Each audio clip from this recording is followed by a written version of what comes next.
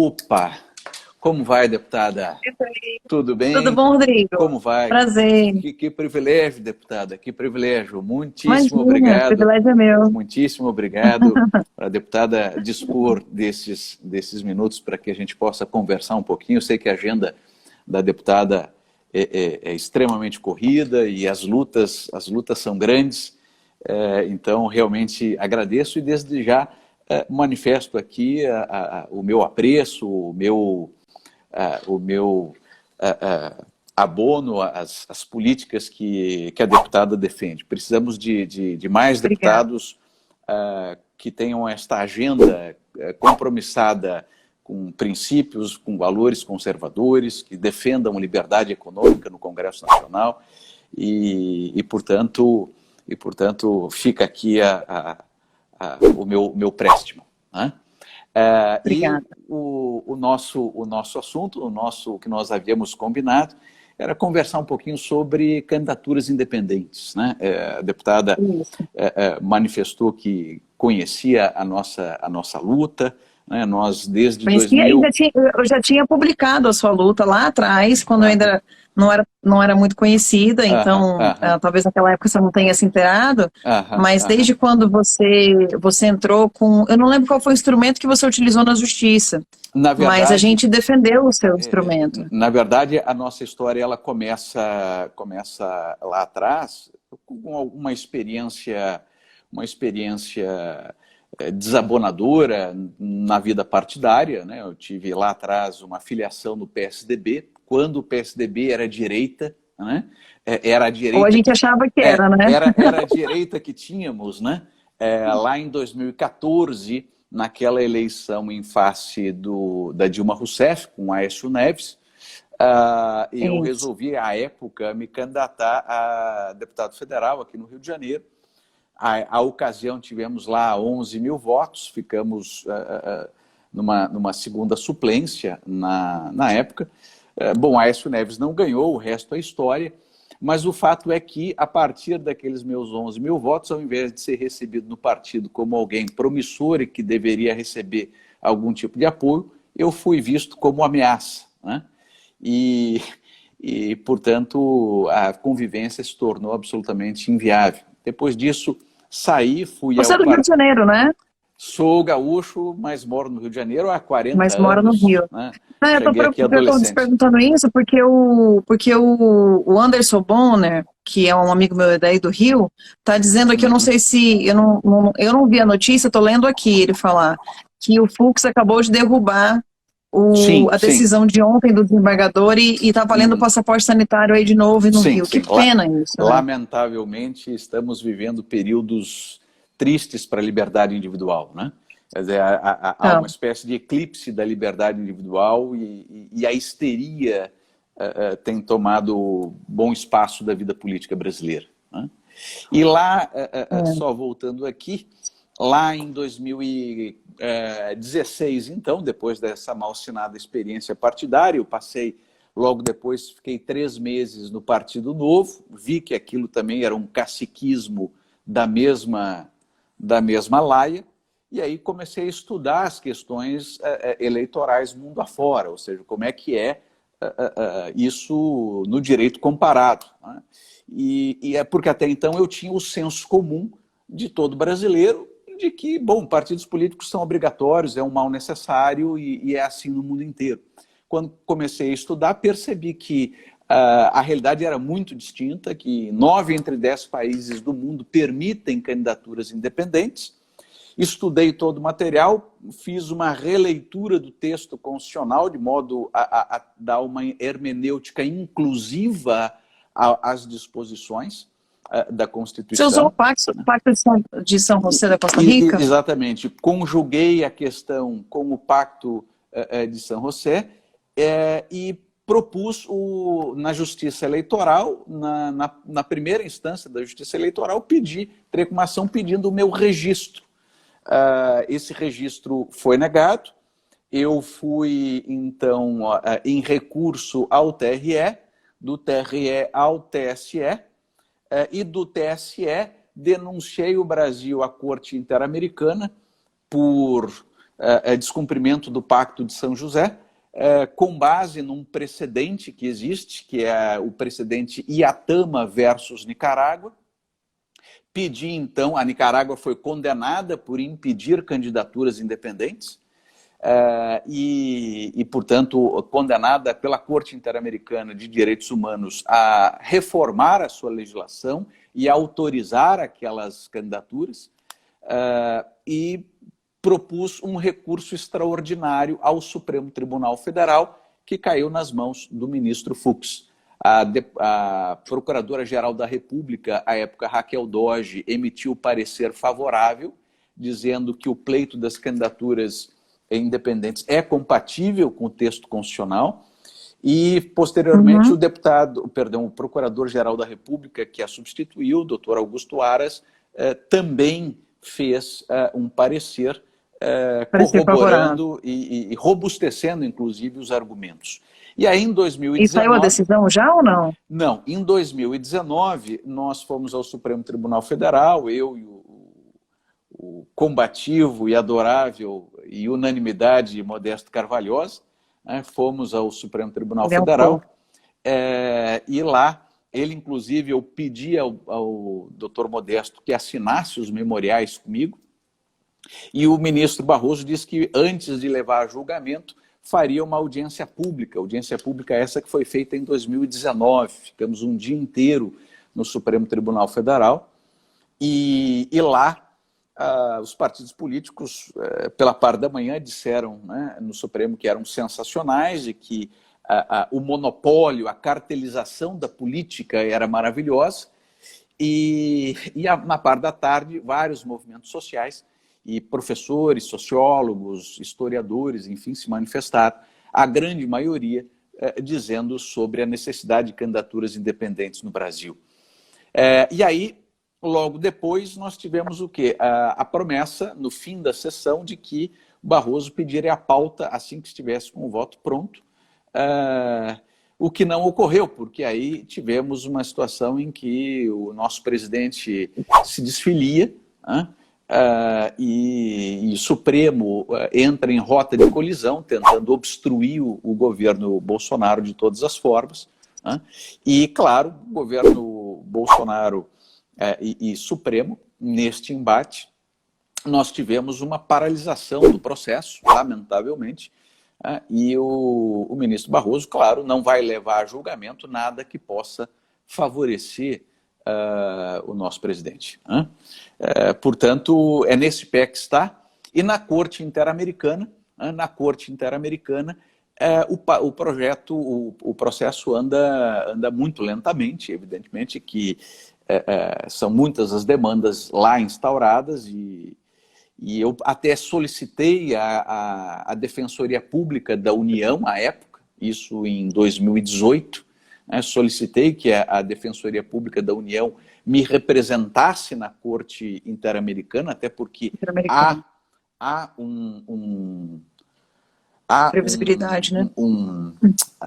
Representante da Defensoria Pública naquela corte, mas, lamentavelmente, estávamos ali no governo Temer, e a Defensoria Pública da União se negou a me dar apoio, de modo que fui sozinho à Corte Interamericana, uma espécie de Don Quixote, mas vejo que cada vez mais temos conseguido atingir pessoas, conquistando aí corações e mentes para essa causa, deputada, até porque, quero crer, essa seja, claro que não existe em política uma bala de prata, mas quero crer que seja essa a mãe de todas as reformas, porque não vejo como melhorarmos a política brasileira sem a quebra do monopólio, a quebra do cartel que se estabeleceu na política brasileira.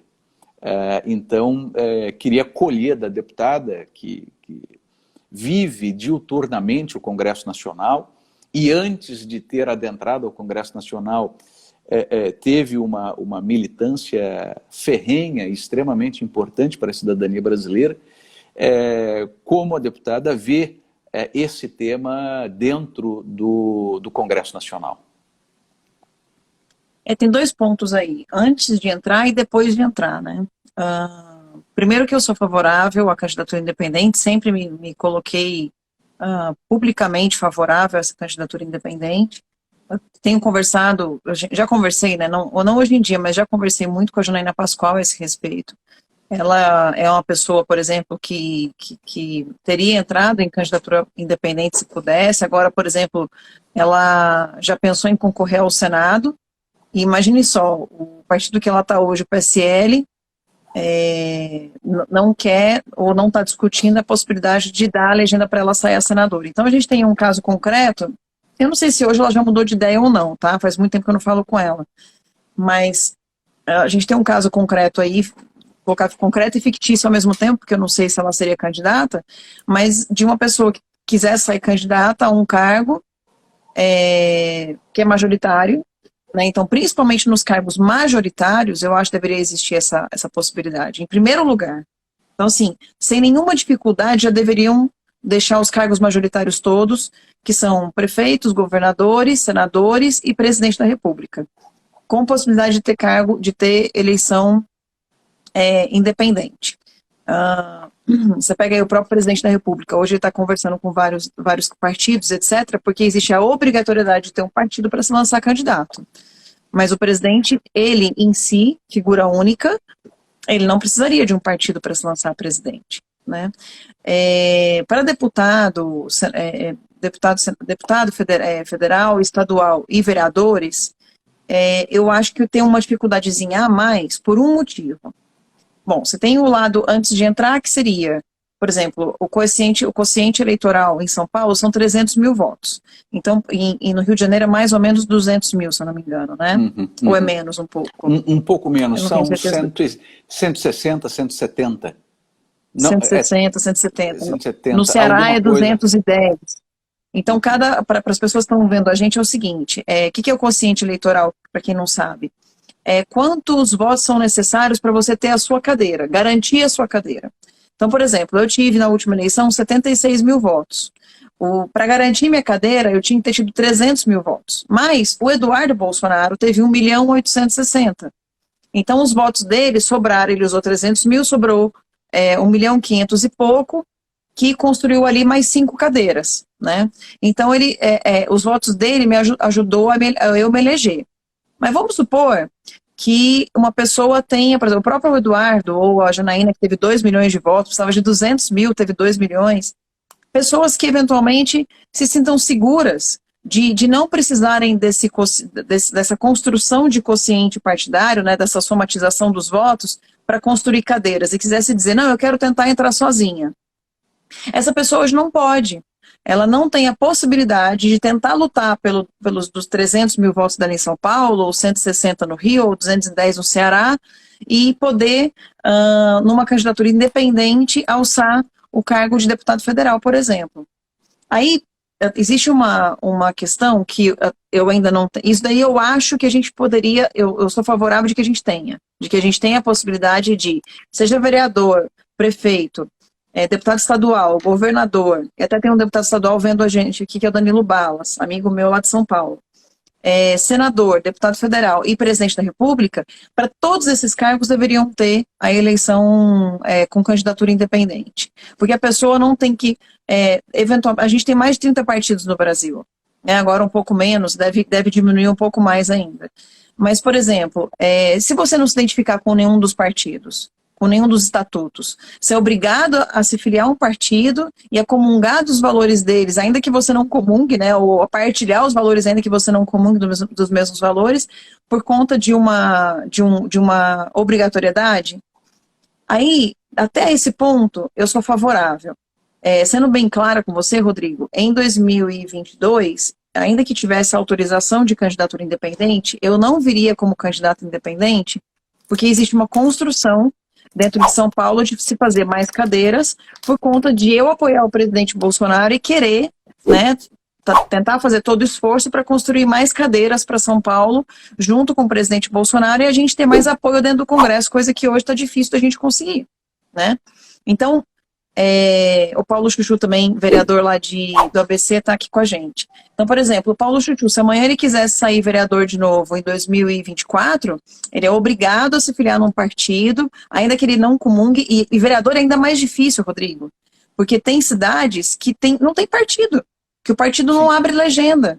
Então, você é obrigado a entrar num partido para poder, eventualmente, não concordando com ele, para poder tentar se candidatar. E aí existe uma outra questão também. Pessoas que fazem por exemplo, o quociente eleitoral de 300 mil, vamos supor a Janaína Pascoal, fez lá 2 milhões de votos. Ela elegeu pessoas dentro do PSL que não comungam com o que ela pensa. Porque foi o partido que fez a chapa, né? Uhum. Então, hoje tem gente lá dentro da Assembleia que não vota junto com ela, não vota como ela, não pensa como ela, ainda a critica e foi eleito com os votos dela. Isso é o cúmulo. Estão lá por conta dela. Por conta dela, porque seria a mesma coisa que hoje, por exemplo, eu acabei de dizer que eu entrei com os votos que sobrou do Eduardo Bolsonaro.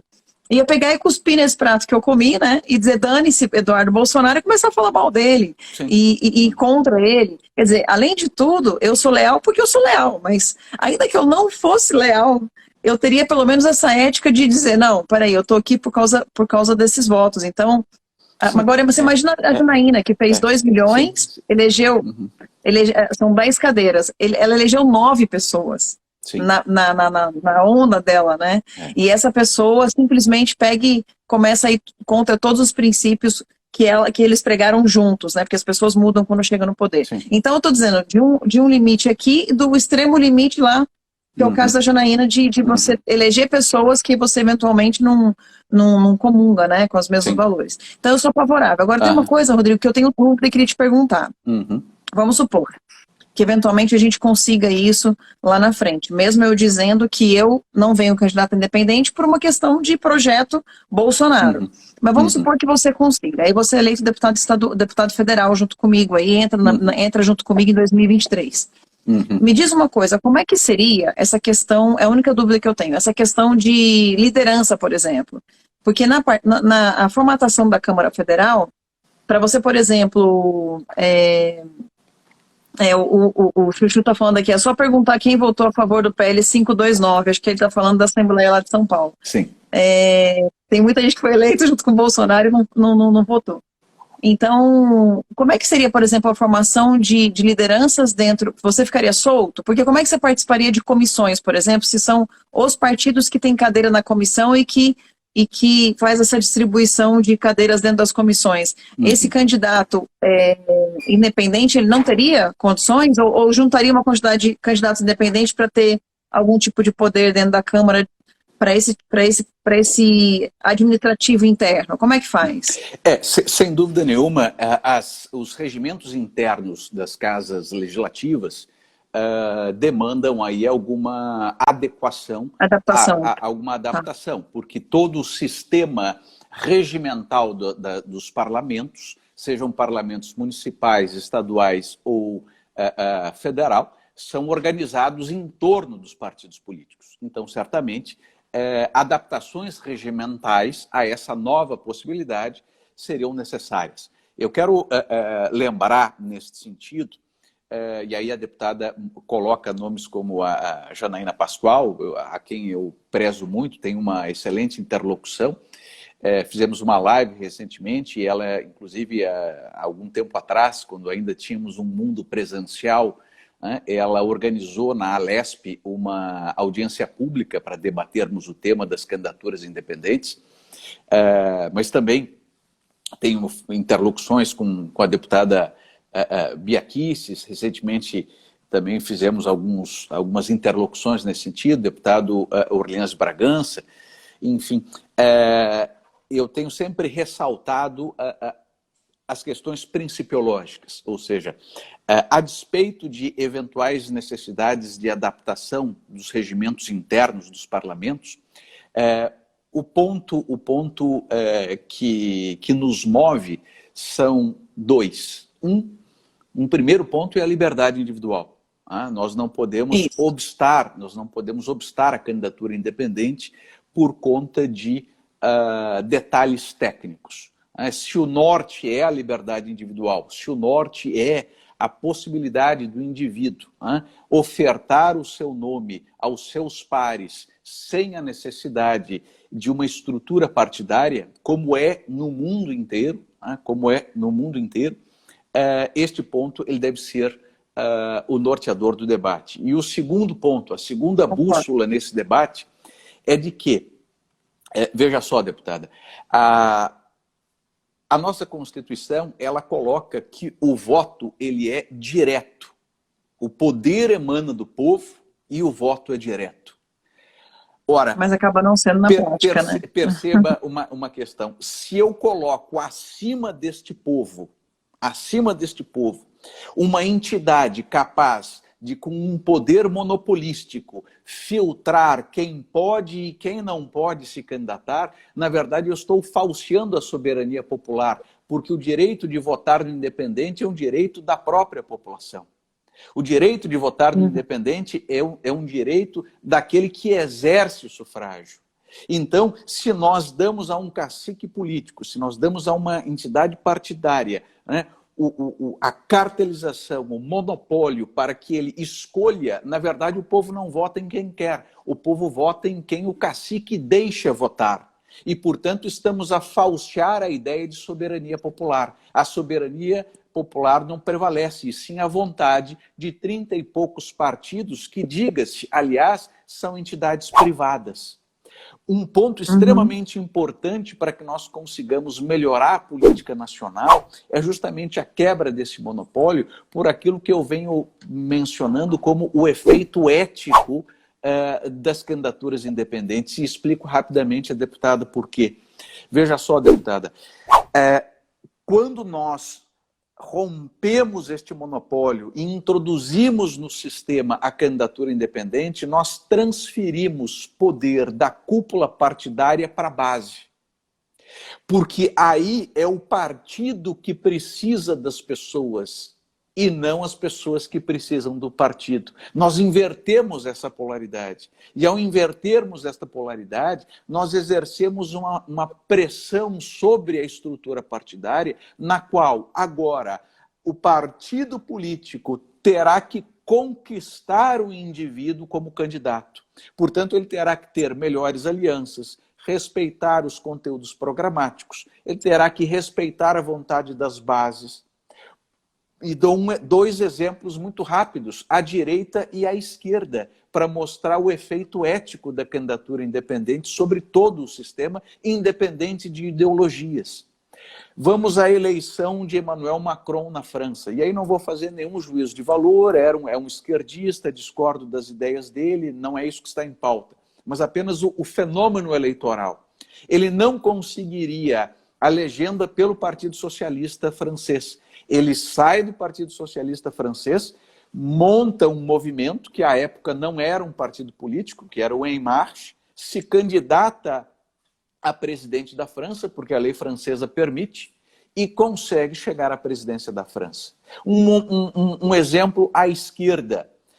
A primeira eleição de Donald Trump, num determinado momento, a cúpula do Partido Republicano queria impor Jeb Bush como candidato. O que o Trump disse? Olha, se impuserem o Jeb Bush, eu saio do partido político, saio do Partido Republicano e venho independente. O Partido Republicano, temendo o racha no eleitorado, respeitou as prévias do partido e Trump venceu as prévias, foi candidato e foi presidente. Portanto, perceba que a introdução das candidaturas independentes, além de ser uma questão de liberdade individual e de soberania popular, é também uma questão de melhoria ética dos próprios partidos políticos. A candidatura independente, ela não destrói partidos, ela força os partidos políticos a melhorarem. E é isso que eu tenho insistido dramaticamente, e até mesmo quando converso com parlamentares, porque muitos parlamentares ainda pensam, bom, a candidatura independente pode me prejudicar, porque prejudicará o meu partido. Não, ela melhora os partidos, porque ela depura os partidos. Na verdade, e aí vamos a um outro rápido exemplo, de uma parlamentar que eu discordo de praticamente 100% das posições, mas preciso reconhecer que ela foi perseguida pelo seu partido. E aí me refiro à deputada Tabata Amaral, por exemplo. Foi sim. O mandato e tem um dela... detalhe, ela está ali num limbo, né? Porque sim, ela não é... ela é liberal, né, na economia, mas ela é totalmente progressista nos valores. Então ela não se identifica com a direita, né? Porque a direita, hoje formada no Brasil, é uma direita de conservadores. Então no nosso grupo ela não se encaixa, né? Ninguém votaria nela no nosso grupo. E na esquerda ela não está se encaixando em lugar nenhum. Então, e ela não se considera de centro também. Então ela tem todo um pensamento específico dela. Ela seria um caso clássico de candidatura independente, por exemplo, para as pessoas que eventualmente concordem com ela, né? Sim. Ela é um caso clássico. Ela é liberal na economia no sentido de algumas reformas, né? Ela é reformista. Mas ela, por exemplo, defende que o Estado não seja mínimo. Então ela é uma liberal, ainda na liberalidade econômica dela, ela também é diferente. Quer dizer, na verdade a Tabata, ela não se encaixa, talvez, em nenhum preconceito político, porque ela é liberal em algumas coisas apenas na economia, ela é liberal nos valores, ela não é de esquerda e não é de direita. Então ela não se encaixa hoje em lugar nenhum, e aí nenhum partido quer. Assim, não digo que nenhum partido quer, né, mas ela está tendo dificuldade. E ela está sendo destratada por todo mundo. Até outro dia, teve gente que falou assim, mas você vai defender a Tabata? Eu falei, caramba, estão xingando ela de vagabunda e tudo mais. Sim, isso é um absurdo. Sentindo traído. Isso é um absurdo total. Não precisa de tanto, né? E eu falei, outra coisa. O debate é político, mas outra coisa, mas o eleitor se sentiu traído, porque ela se vendeu como uma pessoa de esquerda, em que, por exemplo, privatização da Eletrobras não caberia, em que reforma da Previdência não caberia. Então, talvez ela tenha não deixado tão claro para o eleitorado dela como que ela pensava. Eu, por exemplo, graças a Deus, em relação à votação, eu não tive nenhum problema com o meu eleitorado. Eu posso ter tido problema com relação a posicionamentos específicos, né? Mas, por exemplo, teve lá a confusão do fundo eleitoral, que as pessoas acharam que eu tinha votado a favor do fundo eleitoral e depois entenderam que foi uma fake news que a imprensa criou. Estou processando o antagonista que disseminou essa fake news dizendo que eu tinha votado a favor do aumento do fundo. Mas eu, por exemplo, nunca tive problema com o meu eleitorado. Meu eleitorado sabe exatamente como eu penso. E eu voto exatamente com aquilo que eu vendi todos os anos, né? Mas casos clássicos assim como o dela realmente são muito importantes para que... E outra coisa, é uma questão de liberdade. Então você vê, mesmo eu dizendo que em 2022, isso pode mudar em 2026, tá? Mas no ano que vem, eu vou sair no mesmo partido que o presidente, por conta de uma formação de uma bancada, porque eu sei o quanto é importante a formação de uma bancada para que o presidente possa governar o país, né? Isso eu tenho claro comigo e vou fazer o ano que vem. Mas eu gostaria que o STF, o TSE e até o próprio tempo, se for... Eu não gostaria que viesse de cima para baixo, eu gostaria que o próprio Brasil tivesse a maturidade de aprovar isso, né? Mas eu gostaria, por exemplo, que você quisesse se candidatar a deputado federal e tivesse a oportunidade de vir como candidato independente por uma questão de ideologia sua. Se você não se encaixar em nenhum ou se você não conseguir a legenda. E até, em último caso, vamos supor que o presidente tem algum tipo de problema aí de falta de partido, até ele, porque eu acho que não, porque tem muito partido querendo que ele vá, né? Porque hoje ele é um ativo interessante. Aliás, ele acabou de entrar ao vivo, colocou aqui que ele entrou ao vivo, e a gente vai transmitir o vídeo ao vivo do presidente lá na minha página. Claro, e hoje é aniversário do meu marido também. Então eu pedi até para te avisar que eu ia ficar só até 19 horas na live. Mas eu gostei muito de conversar um pouco mais com você, e como meu público entrou muito aqui, eu acho que eu estava lendo todos os comentários, eu vou falando e vou lendo os comentários. Primeiro, agradecer o carinho de todo mundo que entrou, pedir para que vocês sigam o Rodrigo, porque o Rodrigo é uma pessoa que tem tido muitas teorias interessantes para a gente acompanhar. E eu acho que vocês vão gostar bastante. Mas agora a gente vai começar a perder público, porque se a gente apresentar ao vivo, vai todo mundo para lá. Tá ótimo. Muitíssimo obrigado. Foi um privilégio poder conversar com a deputada e exorto aqui para que façamos outras interlocuções sobre pontos políticos para que a gente possa ir construindo essa agenda salutar pelo Brasil. Muitíssimo obrigado, deputada. Um fortíssimo abraço e todo sucesso aí. Obrigado. Até Alguém comentou que é aniversário da filha, então dá um beijo na sua filha, viu? Que é aniversário dela hoje também. Pessoal de todo o Brasil, um grande beijo. Fiquem com Deus. Até logo. Obrigado. Tchau, Rodrigo. Obrigada. Tchau.